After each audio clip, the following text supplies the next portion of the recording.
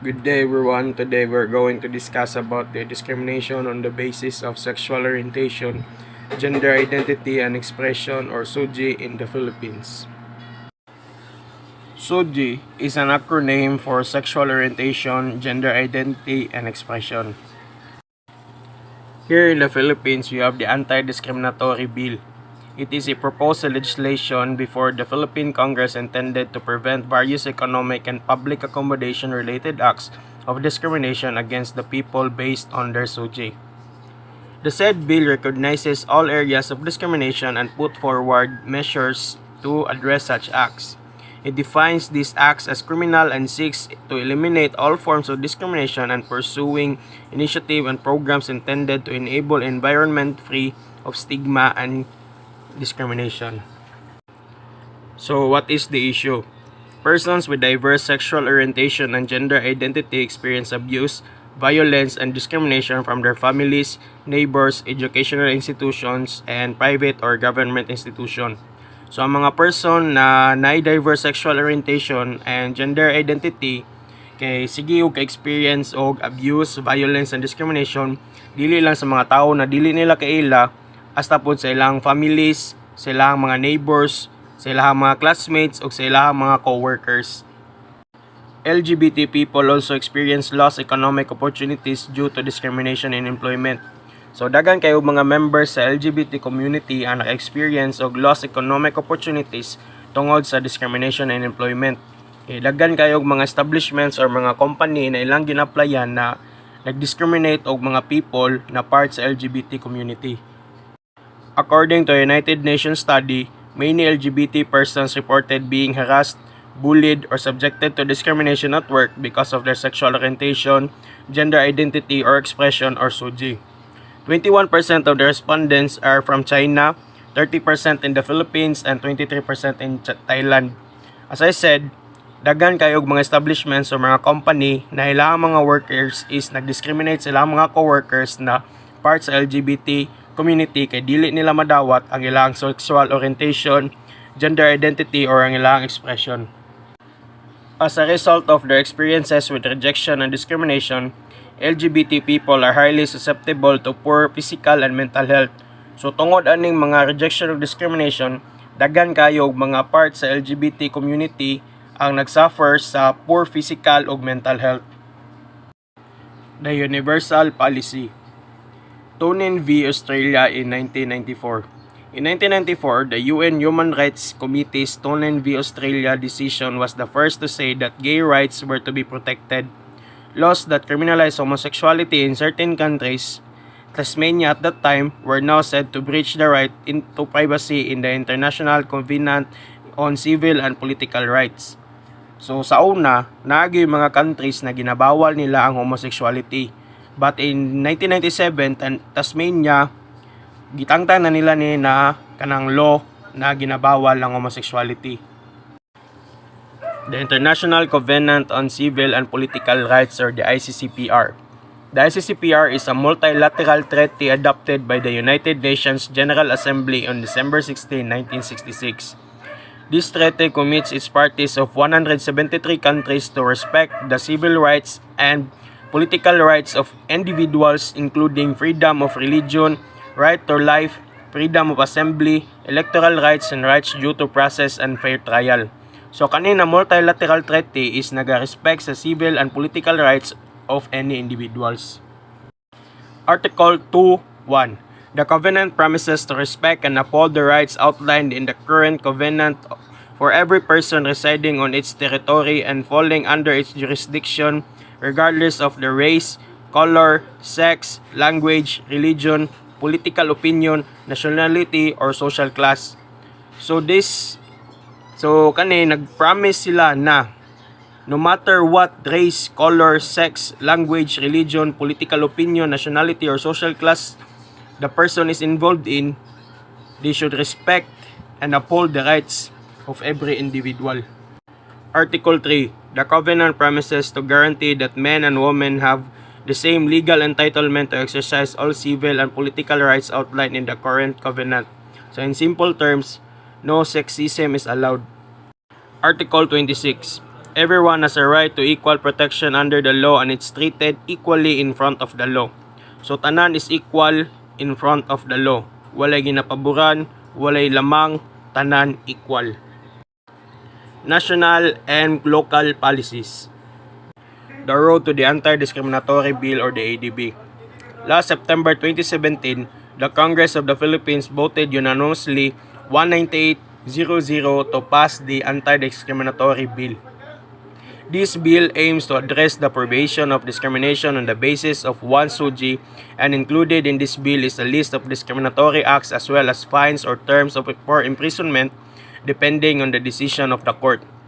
So ang ginaaiman ni na bill is ma-prohibit sa discrimination on the basis of one's SUGI, and naka-include ani na bill ang mga fines or terms for imprisonment kung imuha ni siyang buhaton ng mga act. Presently, the anti-discriminatory bill, also known as the SOGI bill, is still pending before the Philippine Congress and thus has not been passed into a law yet. LGUs from different cities all over Philippines have been proactive in passing and filing city ordinances banning LGBT discrimination.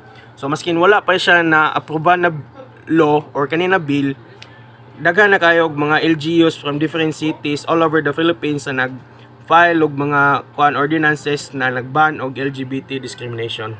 The Quezon City government was the first in the country to approve the first local anti-discrimination ordinance or the ADO in 2003.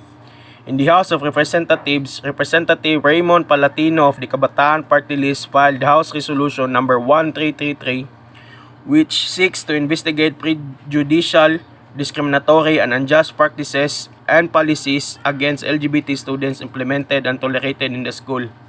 Partnering with the DepEd and other government agencies, this was an inclusion of a comprehensive gender curriculum on basic and secondary education and in vocational and technical school. In addition, discussion on issues about LGBT are also present. So si Raymond Palatino of Kabataan Party List nag-file siya og House Resolution number 1333 na nagsik og prejudicial, discriminatory, and unjust practices and policies against LGBT students implemented and tolerated in school. So ilaha yun ning ginakuan monitor kung nabay mga discriminatory o mga unjust practices or policies against sa mga members sa LGBT community na mga students na ginatolerate ra sa mga school.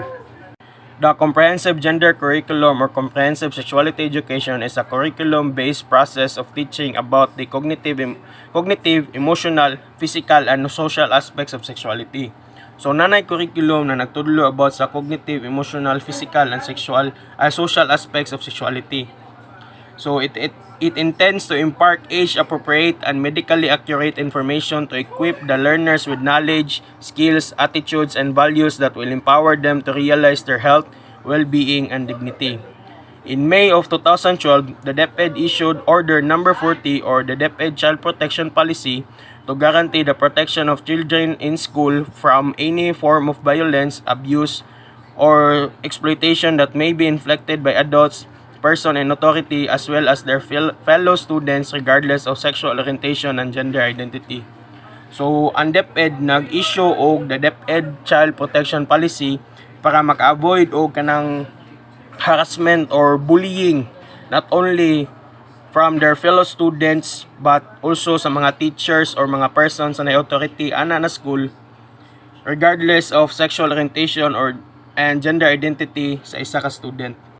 In 2013, the Congress passed the Anti-Bullying Law of 2013 with implementing rules and regulations that enumerate sexual orientation and gender identity as prohibited grounds for bullying and harassment.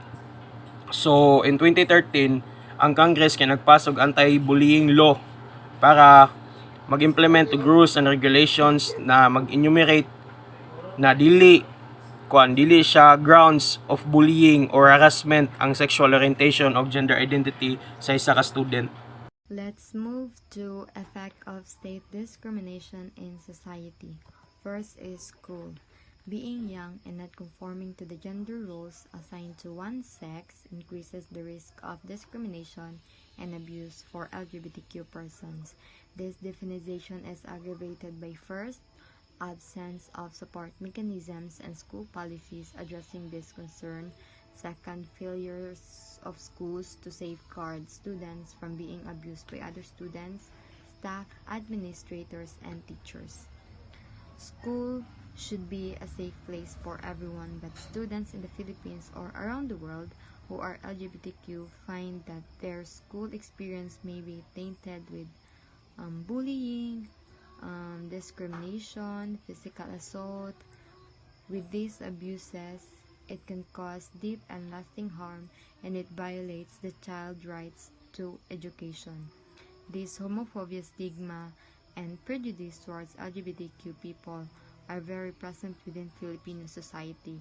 In thus, it creates a dangerous climate of hostility towards LGBTQ people, and it violates the rights to be free from discrimination and prevents these individuals from the enjoyment of numerous other rights. So, gina-prevent jud ang mga LGBTQ to express themselves, the way they dress. And next is family. LGBT youth are often targeted by parents who, upon discovering their child's sexual orientation and or gender identity, feel compelled to inflict physical harm on them out of frustration or in attempt to prevent their child from expressing their sexuality. So, ikaw nga parents, kay makasyod ka, ma-frustrate na may ubang parents nga supportive, na po other side nga dili supportive.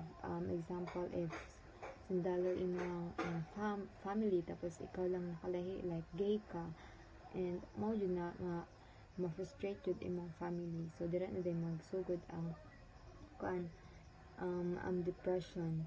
So LGBTQ youth who experience no parental rejection, those who are highly rejected more than 8 times as likely to attempt suicide. So ang uban jud kay mag-attempt na jud suicide kay dili suportado sa parents ang ilang nga part siya sa LGBTQ, maong mag-attempt na lang sila suicide kay dili support, and almost 6 times as likely to report high levels of depression. So ma-depress jud sila kay imbis na magduol sila sa iyahang family, dili siya kaduol kay na-frustrate na yung family, dili siya kaduol, like naalang iyang parents pero dili maka-help like inana. So mo na ma-depress jud ang mga kuan.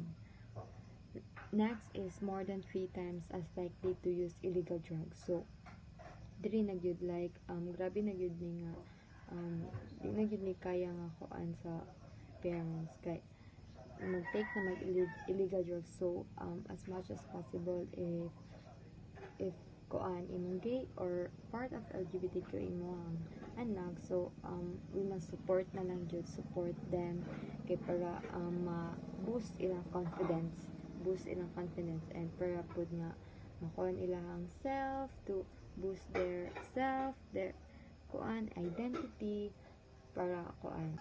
Next is discrimination by the Catholic Church. The Catholic Bishops' Conference of the Philippines and Episcopal Commission on Family and Life has been fervently demanding Congress for the removal of sex, gender, sexual orientation, and gender identity in the comprehensive anti-discrimination ordinances filed in the Senate and in the House of Representatives. According to John, it will only create problems regarding ethics, marriage, the family, and religious freedom. The differences in sex or gender does not belong to the same level as the difference in race, color, religion, or ethnicity. So when it comes to the Philippines, Catholic Church kay di jud siya tugot if example sa same-sex marriage. So diri sa Philippines dili jud pwede nga gay ay lalaki to lalaki, babae ang magkasal. So ang uban na gays, other gays kay mo ato jud sila other countries, kay open man ang other countries. So dito sila magpakasal kay sa Philippines kay di man pwede. So next is discrimination by the military. Next is discrimination by the military. The Armed Forces of the Philippines is encouraging Filipinos from the lesbian, gay, bisexual, and transgender community to volunteer in the military service as it seeks to beef up the ranks with 10,000 new recruits this year. The AFP promises that there will be no discrimination against LGBT recruits who aim to become Philippine soldiers, sailors, airmen, or Marines. According to AFP Chief of Public Affairs Colonel Edgard Arevalo, the government's invitation is open to any gender as long as they behave properly. However, upon closer inspection, the additional conditions required from LGBT applicants and cadets demonstrate lingering prejudice and negative stereotypes toward LGBT persons. And I'm ending this with a quote by Senator Risa Hontiveros: "Making discrimination a crime and not just a local offense is a strong human rights measure that will ensure that people of diverse SOGI will be protected, their rights respected, their aspiration for equality realized." That's all. Thank you.